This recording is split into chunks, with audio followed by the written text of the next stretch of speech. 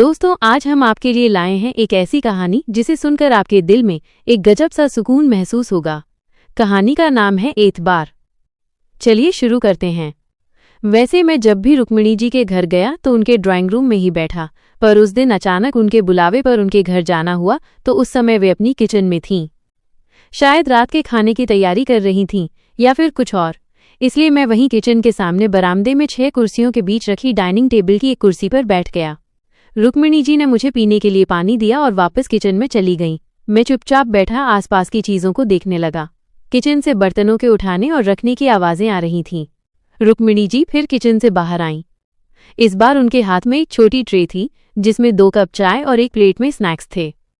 उन्होंने एक चाय का कप मेरे सामने टेबल पर रखा, पास ही स्नैक्स की प्लेट रखी और चाय का एक कप खुद लेकर सामने वाली कुर्सी पर बैठ गईं। हमारे मध्य बस डाइनिंग टेबल का ही फासला था। रुक्मिणी जी को मेरे सामने बैठे हुए करीब 2-3 मिनट हो गए, पर अभी तक हमारे मध्य कोई संवाद स्थापित नहीं हुआ था। उनके मन में शायद कोई उलझन थी। ये बात उनके चेहरे पर चढ़ी सोच की परत बता रही थी। रुक्मिणी जी को इस तरह खामोश देखकर मैं महसूस कर रहा था कि शायद मेरा आना उन्हें नागवार गुजर रहा हो, पर अगले ही पल मन में एक सवाल कुल बुलाया कि मुझे उन्होंने ही फ़ोन करके बुलाया है तो फिर वे मुझसे बात क्यों नहीं कर रही हैं। हमारे बीच पसरा सन्नाटा मुझे अखरने लगा। मेरा वहां बैठना मुश्किल हो रहा था। मेरा एक एक पल सदी की तरह गुजरने लगा। ऐसा लग रहा था जल्दी से चाय पीऊं और वहां से उठ जाऊं। हमारे मध्य अभी भी पूरी तरह सन्नाटा व्याप्त था। छत पर लटका पंखा तेज गति से घूम रहा था, जिसकी आवाज भी कानों को अखर रही थी। मैंने उन्हें देखकर महसूस किया जैसे वे बैठी तो मेरे सामने हैं, पर दिल और दिमाग से कहीं और हैं। इससे पहले कभी मैंने उन्हें इस तरह उदास और मायूस नहीं देखा था। मन में आया उनसे उनकी खामोशी का कारण पूछूं, पर पूछने की हिम्मत नहीं हुई। रुक्मिणी जी की खामोशी जब मुझसे बर्दाश्त नहीं हुई और मुझे घुटन होने लगी तो मैंने चाय का कप उठाया और चाय पीने लगा। चाय पीते हुए उनकी तरफ देखा। उनका ध्यान मेज पर था। वे अपनी उंगली के नाखून से टेबल पर गिरकर सूख गई सब्जी को खुरच रही थीं। अक्सर किसी के मन में कोई उलझन होती है तो वो ऐसे ही करने लगता है। मैं ये भी अच्छी तरह समझ रहा था कि वे बार बार मुझसे कुछ कहने की कोशिश तो कर रही, पर कहने की हिम्मत नहीं जुटा पा रही। रुक्मिणी जी, मैंने धीरे से कहा। उन्होंने मेरी तरफ देखा। मैंने उनकी चाय की तरफ इशारा करके कहा, चाय ठंडी हो रही है। वे बिना कुछ कहे कप उठाकर चाय पीने लगीं। मैंने जल्दी जल्दी 2-3 घूंट में ही चाय का कप खाली करके मेज पर रखा और उन्हें देखा। वे मुझे ही देख रही थीं। उनकी आंखों में मायूसी झलक रही थी। मैंने चेहरे पर बनावटी मुस्कान बिखेरते हुए कहा, अच्छा, जा रहा हूं। कहते हुए मैं जाने के लिए खड़ा हुआ तो वे एकदम बोलीं, कहाँ जा रहे हो साहिल, कुछ देर और रुको ना। रुक्मिणी जी, मुझे लग रहा है आप किसी बात को लेकर बहुत परेशान हैं। होता है, जब मन में किसी बात को लेकर उथल पुथल मची होती है तो कुछ भी अच्छा नहीं लगता है। न किसी से कुछ कहने को मन होता है, न कुछ करने का, बस लगता है चुपचाप बैठे रहो। ऐसे समय पर किसी का आना भी अखरता है, वो भी तब जब मन की बात किसी से साझा करने की स्थिति में नहीं होते हैं। मेरी बात से रुक्मिणी जी की आंखें भर आईं और आंसुओं की 2 बूंदें आंखों से निकलकर उनके गालों पर पतली लकीर बनाती हुई नीचे गर्दन पर लुढ़क गईं। वे अपनी उंगली से आंखों के कोरों को साफ करते हुए भर्राए गले से बोली, साहिल, थोड़ी देर और रुको, मुझे तुमसे कुछ कहना है। मैं कुर्सी पर बैठ गया और रुक्मिणी जी को देखने लगा। उनकी आंखों में अभी भी आंसू तैर रहे थे, जिन्हें वे अंदर ही अंदर पीने का प्रयास कर रही थीं। वे खुद को संयत कर बोली, साहिल, तुम एक औरत के बारे में क्या धारणा रखते हो? क्या मानते हो तुम एक औरत को? अचानक रुक्मिणी जी का सवाल सुनकर मैं स्तब्ध रह गया और मन में सोचने लगा, रुक्मिणी जी ये सवाल मुझसे क्यों कर रही हैं? मुझे खामोश देखकर रुक्मिणी जी बोली, तुमने अपनी एक कहानी में लिखा था कि औरत वो पाक शय है जिसे कुदरत भी इबादत की नज़रों से देखती है। साहिल, क्या सचमुच तुम्हारी नज़र में औरत पूज्य है, या फिर तुमने अपने पाठकों की वाहवाही लूटने की गरज से अपनी कहानी में औरत को इतना महान बना दिया था? मैं फिर सोचने लगा, रुक्मिणी जी आज इस तरह की बातें क्यों कर रही हैं? तुम चुप क्यों हो? बताओ न साहिल, तुम्हारी नज़र में औरत क्या है? रुक्मिणी जी, आपको क्या लगता है एक कहानीकार दोहरी जिंदगी जीता है? वो अपनी कहानी के किरदारों को आदर्शवाद का जामा पहनाकर उन्हें अपने पाठकों के समक्ष प्रस्तुत करता है और असल जिंदगी में वो पापी पाखंडी होता है? ऐसा नहीं है रुक्मिणी जी, कहानी हो या असल जिंदगी, कहानीकार की दुनिया एक ही होती है। लेकिन अचानक ये सवाल आपके मन में कहाँ से उमड़ पड़ा? साहिल, ये सवाल आज अचानक मेरे मन में नहीं पनपा है। इस सवाल का पीछा करते करते मैं जिंदगी के इस पड़ाव पर आ गई हूँ। कोई औरत को कमजोर कहता है, कोई लाचार और मजबूर, कोई दुखियारी कहता है तो कोई बेचारी। क्या औरत वास्तव में इतनी कमजोर और लाचार होती है कि उसे कोई भी कुछ भी कह देता है? क्या औरत का अपना कोई वजूद नहीं है? क्यों नहीं है रुक्मिणी जी? अगर औरत का कोई वजूद नहीं होता तो शायद ये संसार मानव रहित होता। फिर भी हर पुरुष का औरत के प्रति अलग नजरिया होता है। कोई औरत को भोग्या समझकर उसका इस्तेमाल करता है तो कोई पूज्या समझकर उसकी पूजा करता है। तुम औरत को क्या समझते हो साहिल, पूज्या या भोग्या? रुक्मिणी जी, मेरी नज़र में औरत प्रेम की वो पराकाष्ठा है जहाँ से समर्पण की भावना शुरू होती है।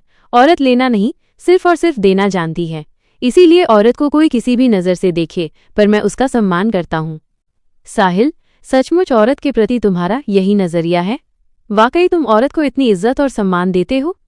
रुक्मिणी जी, प्यार और सम्मान का कोई पैमाना होता तो मैं ये भी प्रमाणित कर देता। मेरी बात सुनकर रुक्मिणी जी खुद को रोक नहीं पाईं और भावुक होकर सिसकने लगीं। मैं चुपचाप उन्हें देखने लगा। वे सिसकते हुए बोली, साहिल, किसी से सम्मान पाने के लिए एक औरत को कितने इम्तिहान और कुर्बानियां देनी होती हैं, बता सकते हो? मैं अवाक सा रुक्मिणी जी को देखने लगा। साहिल, हम एक दूसरे को पिछले 2 सालों से जानते हैं। हमारी पहली मुलाकात लखनऊ रेलवे स्टेशन पर तब हुई थी जब तुम लखनऊ आकाशवाणी से अपनी कहानी की रिकॉर्डिंग करके लौट रहे थे और मैं अपनी एक ऑफिस मीटिंग से। लखनऊ से बरेली तक के 4-5 घंटों के उस सफ़र में हम दोनों एक दूसरे को अच्छी तरह समझ गए थे।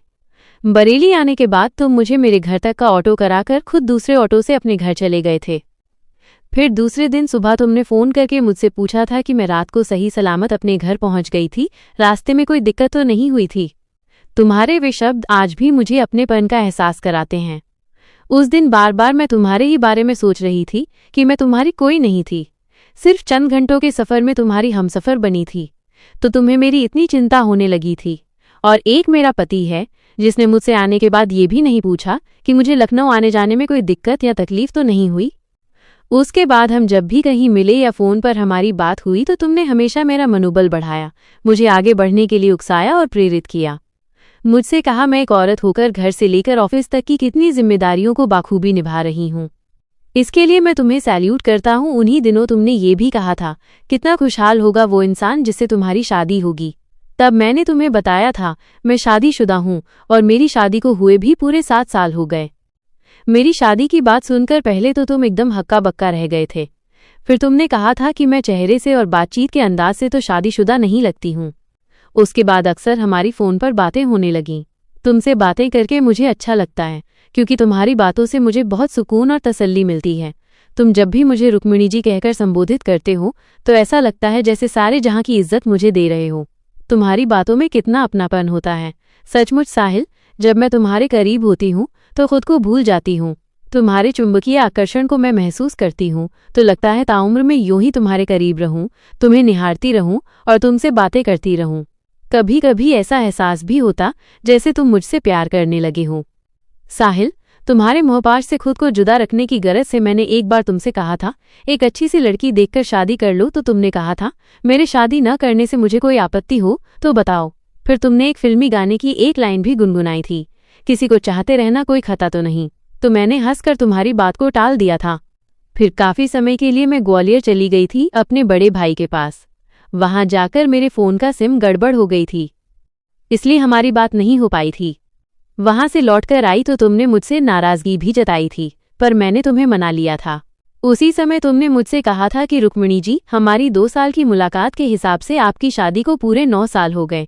इन 9 सालों में मैंने अभी तक आपके साथ या आपके घर में किसी बेबी को नहीं देखा। आपके बेबी तो है ना? मैंने तुम्हें फिर टाला और कहा कि साहिल, अचानक हमारे बीच बेबी कहाँ से आ गया? तब तुमने कहा था कि रुक्मिणी जी, मैं सच जानना चाहता हूँ, क्या सचमुच आपकी शादी हो गई? मैं तुम्हारी बात सुनकर हंसने लगी। फिर तुमने गंभीर होकर कहा कि रुक्मिणी जी, आप बहुत खूबसूरत हो। आपका बात बात पर खिलखिलाकर हंसना मुझे अच्छा लगता है। आज तक मैंने आपको न तो और औरतों की तरह जिंदगी का रोना रोते देखा है, न कभी उदास व मायूस होते देखा है। सच में मुझे आप बहुत अच्छी लगती हैं, इसीलिए आपसे बार बार मिलने का मन होता है। बताइए न, सच में आपकी शादी हो गई? तुम्हारी उस बात पर मुझे फिर हंसी आ गई। मैं एकदम खिलखिलाकर हंस पड़ी थी और कहा था कि तुम्हें क्या लगता है, साहिल, मैं झूठ बोल रही हूँ। नहीं साहिल, सच में मेरी शादी हो गई। मेरे पति का नाम अपूर्व है और वे बैंक में जॉब करते हैं। शादी हो गई तो अब तक आपका कोई बच्चा क्यों नहीं है? तुम एकदम बोले थे।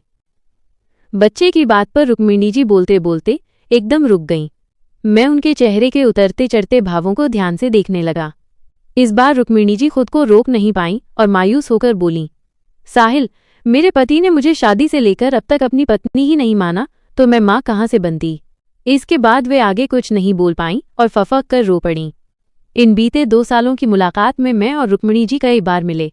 हमने घंटों एक दूसरे के साथ बैठकर बातें की, रेस्तरां में खाना भी खाया, कॉफी पी, यहाँ तक कि कई बार साथ में शॉपिंग भी की।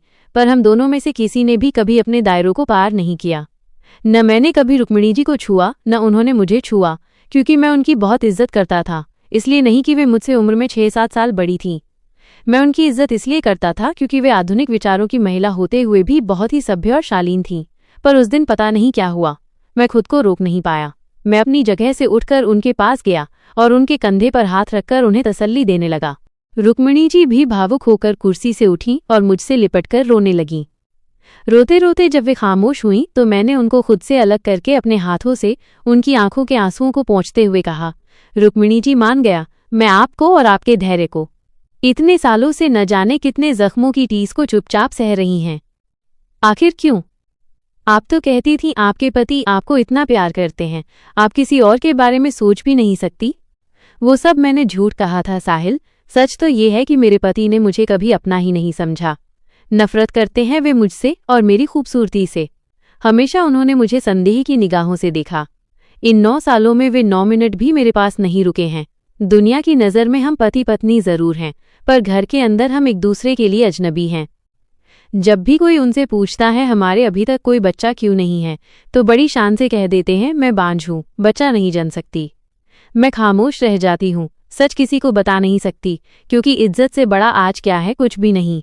तुम ही बताओ साहिल, अगर मैं खूबसूरत और उनसे ज्यादा पढ़ी लिखी हूँ तो इसमें मेरा क्या दोष है? मुझसे कहते हैं जॉब छोड़ दो, क्योंकि मैं जॉब के बहाने गैर पुरुषों से मिलती हूँ, उनसे दोस्ती करती हूँ। अब तो उन्होंने साफ कह दिया है मैं उनकी तरफ से पूरी तरह आज़ाद हूँ, जहाँ चाहूँ जा सकती हूँ, जिससे चाहूँ शादी कर सकती हूँ। मैं क्या करूँ साहिल, थक गई हूँ। यह सब सहते सहते न हंसने को मन करता है, न बोलने को, फिर भी ऊपरी मन से सबके साथ हंसती बोलती हूँ। दर्द भरी कहानी सुनकर मन व्यथित हो गया। मैंने महसूस किया रिश्तों में सामंजस्य स्थापित करने की गरज से जितना दर्द रुक्मिणी जी ने अपने अंतस में समेट रखा है, उतना जहर तो कभी सागर ने भी अपने दामन में नहीं समेटा होगा। मैं समझ गया, वे अपने पति से आजिज आ चुकी हैं। अब वे उनके साथ नहीं रहना चाहती हैं। वे उन्हें छोड़कर अपनी अलग दुनिया बसाना चाहती हैं, लेकिन ये बात वे मुझसे कहने में हिचकिचा रही हैं। मैं बिना विलंब अपनी जगह से उठा और रुक्मिणी जी के कंधों को पकड़कर बोला, रुक्मिणी जी, क्या मैं आपके इन जख्मों का मरहम बन सकता हूँ? रुक्मिणी जी को शायद मेरे इसी प्रस्ताव की प्रतीक्षा थी। वे भावुक होकर बोली, साहिल, आखिर कब तक एक इंसान झूठ और दिखावे की कश्ती में सवार होकर जिंदगी का सफर तय कर सकता है? एक दिन तो इस कश्ती को डूबना ही होगा। मैं आजिज आ चुकी हूँ, थक चुकी हूँ ऐसी जिंदगी से जिसमें विश्वास और अपनेपन के लिए कोई जगह न हो। आखिर मैं भी इंसान हूँ, मेरी भी ख्वाहिशें हैं, मेरे भी सपने हैं, अरमान हैं जिनके साथ मैं जीना चाहती हूँ। ऐसे इंसान के साथ रहने से क्या फ़ायदा जिसने हमेशा मुझे संदेह के घेरे में रखा, मुझे कभी अपनी पत्नी होने का दर्जा नहीं दिया और अब तो उसने मेरे साथ न रहने का भी फैसला कर लिया है। साहिल, जो इंसान कभी मेरे दुख दर्द में शामिल नहीं हुआ, जिसने कभी मेरी भावनाओं और संवेदनाओं की कद्र नहीं की, उससे अब और उम्मीद कद्र नहीं की, उससे अब और उम्मीद करना व्यर्थ है। घुट घुट कर अब और मरना नहीं चाहती। ये सब मैं अब और नहीं सह सकती साहिल। मैं जीना चाहती हूँ, खुलकर जीना चाहती हूँ। साहिल, तुम्हारे सामने मैंने अपने जख्मों को इसीलिए खोला है ताकि तुम मेरे इन जख्मों का मरहम बन सको। मुझे मालूम है साहिल, तुम मुझसे बेइंतहा मोहब्बत करते हो। मैं भी तुम्हारे प्यार का संबल पाना चाहती हूँ। हाँ, तुमसे एक गुजारिश जरूर करूंगी साहिल, वो ये कि मैंने तुम पर और तुम्हारे प्यार पर खुद से ज्यादा एतबार किया है। बस मेरे इस एतबार को कभी टूटने मत देना, क्योंकि इस बार तो टूटकर खुद को बटोरने की कोशिश कर रही हूँ। अगर अब टूटी तो कभी खुद को समेट नहीं पाऊंगी, किरच किरच होकर बिखर जाऊंगी हमेशा हमेशा के लिए। कहते हुए रुक्मिणी पूरी तरह मेरी बाहों में समा गईं। मैंने भी रुक्मिणी जी को अपने प्यार का संबल देकर उन्हें अपनी बाहों में कसते हुए कहा, रुक्मिणी जी, मैं पूरी कोशिश करूंगा कि आपका एतबार मुझ पर हमेशा यूं ही बना रहे। आपके लिए कभी मेरा प्यार कम न हो। रुक्मिणी जी नहीं साहिल, केवल रुक्मिणी कहो, मुझे अच्छा लगेगा, कहकर रुक्मिणी ने अपने अधर मेरे अधरों पर रख दिए। हम दोनों एक दूसरे में समाहित होने लगे और एक दूसरे की धड़कनों और सांसों को सुनने लगे। आज की कहानी आपको कैसी लगी कमेंट करके ज़रूर बताइएगा, हमें प्रतीक्षा रहेगी।